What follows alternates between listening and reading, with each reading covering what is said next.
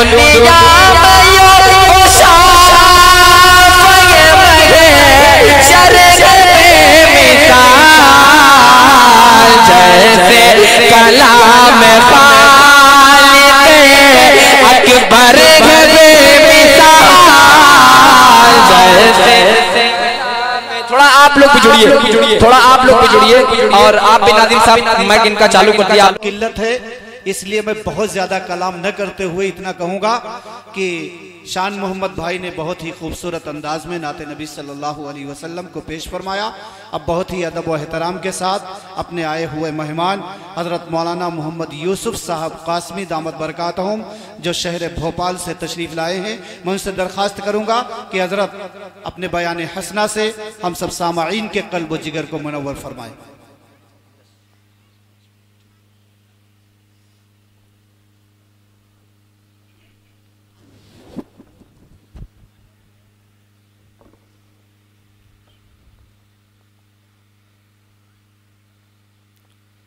अल्हम्दुलिल्लाह कफ़ा व सलामुन अला इबादिहिल्लज़ीना इस्तफ़ा अम्मा बाद फ़अऊज़ु बिल्लाहि मिनश शैतानिर रजीम बिस्मिल्लाहिर रहमानिर रहीम क़ुल इन कुन्तुम तुहिब्बूनल्लाह फ़त्तबिऊनी युहिब्बुकुमुल्लाह सदक़ल्लाहुल अज़ीम।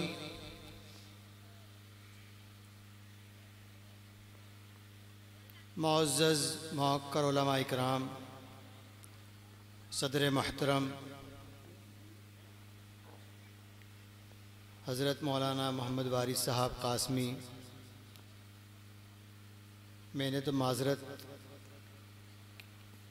चाही थी क्योंकि इस इलाक़े की मायनाज़ शख्सियतें यहाँ पर मौजूद हैं और जो बात घर के डॉक्टर समझाते हैं वो असल होती है, लेकिन आजकल की आवाम और लोगों को बाहर के ढोल सुहाने लगते हैं।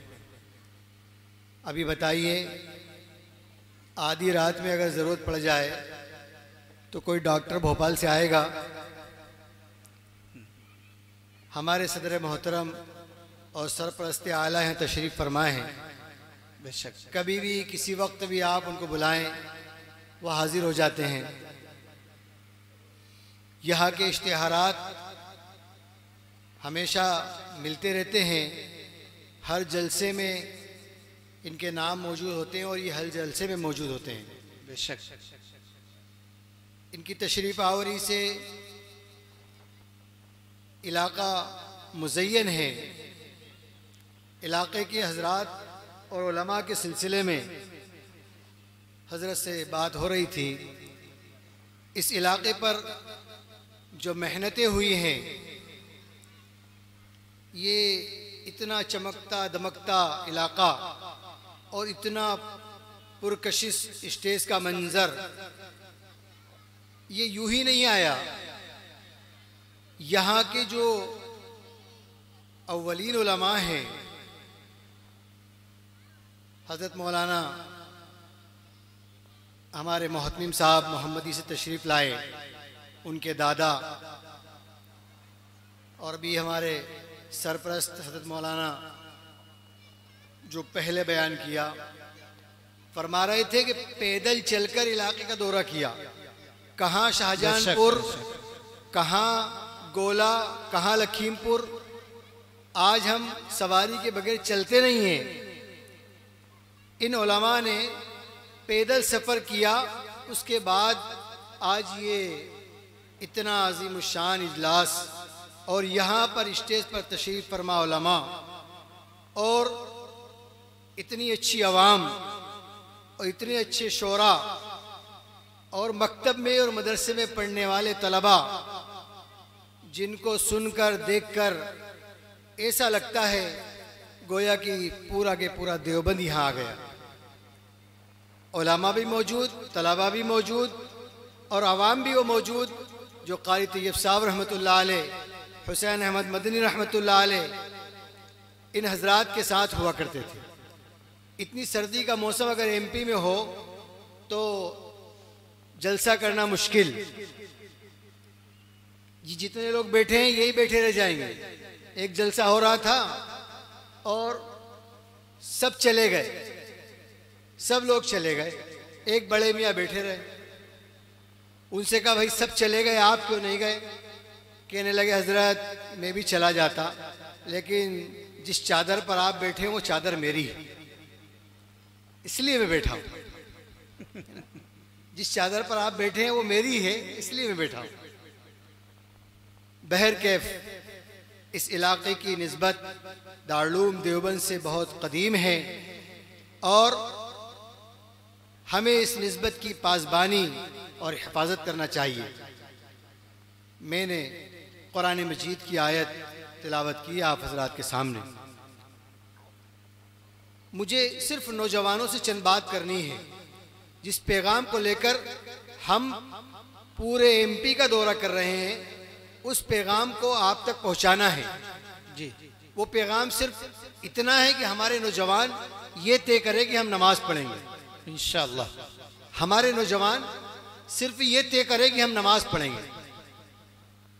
नौजवान तो खामोश हैं, कुछ नौजवान हैं वो चाय की टपरी पर खड़े हुए हैं उस तरफ, और कुछ नौजवान बैठे हैं वो सोच रहे हैं इतने सारे उलमा के सामने अगर हाँ कर दी तो अर्श तक इसका सबूत और जवाब देना पड़ जाएगा।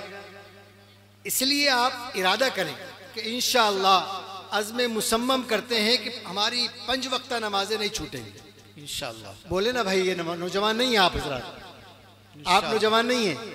होता है नौजवानियां खत्म हो जाती हैं तंबाकू से, गुटखों से। आजकल इतनी मोहलिक चीजें चल रही हैं, उनको हमारे नौजवान खाते हैं तो उनका मुंह तक नहीं खुल रहा है, मुंह तक नहीं खुल रहा है उनका। वो नौजवानियां आज खत्म हो रही है। हमारे बुजुर्ग बूढ़े जो इस वक्त हमारे पंडालों में बैठे हैं वो कई किलोमीटर पैदल चल देते हैं, लेकिन हमारे नौजवान मोटरसाइकिलों पर हाँफने लग गए। बसों की गर्मियां उनको बर्दाश्त नहीं, बगैर एसी के चल नहीं रहे। कहाँ गई हमारी नौजवानियां? हमारे नौजवानों से तो इतनी तवक्को है कि इस्लाम के ऊपर कोई आर आएगी, इस्लाम के ऊपर कोई नजर बद लगाएगा तो हमारे नौजवान खड़े हो जाएंगे और उनकी नजर को नोच डालेंगे। लेकिन जब नमाज ही नहीं पढ़ रहे तो क्या करेंगे हम? नमाज ही नहीं पढ़ रहे तो क्या करेंगे हम? इसलिए अहद करें हमारे नौजवान इन ठंडी की रातों को गनीमत समझें और मस्जिद की पहली सफ को अपने क़याम से मुज़य्यन करें। करेंगे ना सब इंशाअल्लाह इंशाअल्लाह। और एक चीज, अपनी सेहत की हिफाजत करें, सेहत की हिफाजत करें। यही उल्टी सीधी चीजें खाने से, तंबाकू नोशी, गुटखे वगैरह जो बाजार में चल रहे हैं, बीड़ियां जो चल रही हैं, हमारे नौजवान उन चीजों को इस्तेमाल करते हैं और अपनी नौजवानी को खो बैठते हैं। थोड़ी उम्र के बाद ये पोजीशन हो जाती है कि घुटने का दर्द हो रहा है। काहे का दर्द हो रहा है? घुटने का दर्द हो रहा है, चलने की नहीं बन रही है। सारी की सारी बीमारियां ये तंबाकू से, गुटखों से हो रही है। आज चेहरे देखो नौजवानों के। पहले का नौजवान खड़ा हो जाता था तो मोहम्मद बिन कासिम लगता था। वो तलवार खींचता था तो बातिल रफू चक्कर हो जाता था, पता नहीं चलता कि बातिल कहां गया। लेकिन आज का नौजवान बातिल को देखकर दूसरी गली से निकल जाता है, क्योंकि नौजवानियों को खत्म कर लिया। अल्लाह ताला से अपनी नौजवानियों की हिफाजत और ईमान की तक़वियत को सफ़ों में खड़े होकर मांगना भूल गए नौजवान। मैं माजरत कर रहा हूँ, हजरत तशरीफ फरमा है, लेकिन 2 चीजें मैंने आपसे बयान की। नंबर 1, नमाज को अपने आप में नमाज की गार्ड बांध लीजिए। ये तो अल्लाह के सामने भी हमें पेश होना है और इसका जवाब देना है। दूसरी चीज, अपनी सेहत की हिफाजत कीजिए। और तीसरी चीज जो है वो ये हजरत मोबाइल। टोपी नहीं है सर पर, 20-30 रुपए की टोपियां नहीं होती है, लेकिन 15,000 का मोबाइल जेब में, अगरचे उसको लोन पर या कैसे भी लिया जाए।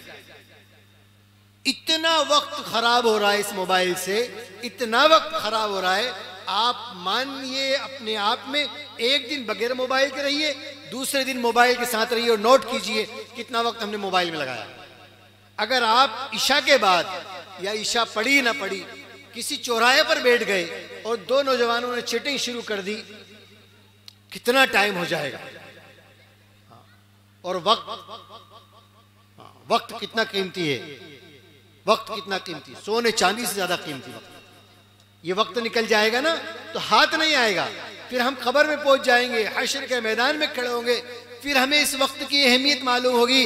बंदा यूं कहेगा काश एक मर्तबा दुनिया में भेज दिया जाऊं, एक पल झपकने के बराबर अल्लाह की नाफरमानी नहीं करूंगा। लेकिन कुरान कहता है नहीं नहीं, अब नहीं जाना। अब तो ऐसी दुनिया में आप आ गए हैं कि यहाँ अल्लाह महदूद जिंदगी है, कब तक रहना है, कहां तक रहना है, ये हम नहीं जानते। इसलिए नमाज की पाबंदी और अपनी सेहत की हिफाजत, मोबाइल से इज्तनाब, मोबाइल से इज्तनाब। और एक चीज मुनाफिकत, यहां की बात वहां, वहां की बात यहां, इस चबूतरे पर बैठे यहां की बात कह दी, उस चबूतरे पर बैठे यहां की बात वहां कह दी, उस मस्जिद से उठ के गए उस मस्जिद की बात वहां कह दी। जनाब रसूलुल्लाह सल्लल्लाहु अलैहि वसल्लम की दरबार में मस्जिद नबवी में सहाबा मौजूद हुआ करते थे, उसमें मुनाफिक भी होते थे, लेकिन पसीना छूट जाता था, पसीना छूट जाता था, कांप जाते थे। आप सल्लल्लाहु अलैहि वसल्लम पहचानते थे, जिब्राइल अमीन को बताते थे कि मुनाफिक बैठे हैं। राजदारी को राजदार, राजदार बनिए, राजदार बनिए, ऐसे राजदार बनिए कि जहां बैठे हैं वहां की बात हम लेके तो उठेंगे लेकिन दूसरी जगह बयान नहीं करेंगे, दूसरी जगह बयान नहीं करेंगे इंशाअल्लाह। ये चार बातें हो गई, चार बातें हो गई। और पांचवी चीज ये है कि हम मदनी जिंदगी को भी देखें, हुजूर अकरम सल्लल्लाहु अलैहि वसल्लम की मदनी जिंदगी को देखें, पढ़ें और सुने। आप सल्लल्लाहु अलैहि वसल्लम ने बुज़दिली नहीं बताई, बुज़दिली नहीं, हमने हिकमत का नाम बुज़दिली रख लिया, हमने बुज़दिली का नाम हिकमत रख लिया। हिकमत है साहब, दो आदमी की कहीं लड़ाई हो रही है, हम चुपके से वहां से निकल गए। ये अहले वतन दोस्त हमारे अल्हम्दुलिल्लाह अच्छे लोग हैं, इनमें से चंद लोग पागल हो गए, चंद लोग हमारे, हमने इसको इस्तिलाह दी कुत्ते दो पैर के, पागल हो गए। कुत्ता अगर कोई पागल हो जाए तो बगैर मारे उसको हम गांव में छोड़ देंगे क्या? नहीं छोड़ सकते। इसलिए सफर के आदाब में लिखा कि अकेला आदमी सफर न करे। जनाब रसूलुल्लाह सल्लल्लाहु अलैहि वसल्लम ने फरमाया कि अकेले सफर मत करो, सफर का आगाज सुबह से करो। आज वक्त देखते नहीं और उठ के मोटरसाइकिल लेके चल देते हैं। रास्ते में कोई हादसा होता है, कुछ हमारे अहले वतन दोस्तों में से जो पागल किस्म के हो गए वो रोकते हैं और डराते हैं, धमकाते हैं, वहां कोई नहीं होता। और कोई निकलता भी है तो चुपके से निकल जाता है, चुपके से निकल। हमारे बुजुर्ग फरमाते हैं कि वहां रुककर जोर से सलाम कर दो, अस्सलाम वालेकुम। अगर आपने उस भीड़ में रुककर जोर से सलाम कर दिया तो आधे तो वैसे ही गायब हो जाएंगे। लेकिन नहीं, हम सोचते नहीं कौन उलझन में पड़े, कौन उलझन में पड़े। इसलिए ये इस्लाह माशरा का प्रोग्राम है। 5 चीज मैंने आपको बताई है, मुझे उम्मीद है कि ये नौजवान उस पर अमल करेंगे इंशाअल्लाह। और हमारे उलमा नौजवान काफी बैठे हुए हैं, इन 5 चीजों को हमारे इलाके के बुजुर्गों को कहकर उनकी सरपरस्ती में हमारे नौजवानों को चौराहे चौराहे पर इनके पास बैठकर इन 5 चीजों का पाबंद बनाइए। और ये कोई 5 चीज खुसूसियत नहीं है कोई, लेकिन ये एक ऐसी चीजें हैं कि बंदा अगर 5 चीज पर ये अमल करेगा, 5 चीजों पर, तो इंशाअल्लाह वो कामिल मोमिन और मस्जिद में आने जाने वाला और बातिल ताकतों से निडर हो जाएगा, निडर हो जाएगा। करेंगे ना सब इंशाअल्लाह। इंशाअल्लाह हमारे नौजवान तंबाकू खाएंगे ना इंशाअल्लाह? नहीं, अरे बोलो ना इंशाअल्लाह। नहीं खाएंगे ना इंशाअल्लाह। छोड़िए आप, अगर नौजवान बनना चाहते हैं, इस्लाम के पासबान बनना चाहते हैं, मुहाफिज बनना चाहते हैं, तो अपनी नौजवानियों को बरकरार रखिए। आने वाला वक्त हमें मौका देगा अपनी नौजवानियों को मुजाहिरा करवाने का। इंशाअल्लाह हम मस्जिदों के लिए, मदारिस के लिए, मकातिब के लिए, खानकाहों के लिए अपने आप को तैयार करें, तैयार रखें और आगे आगे आएं।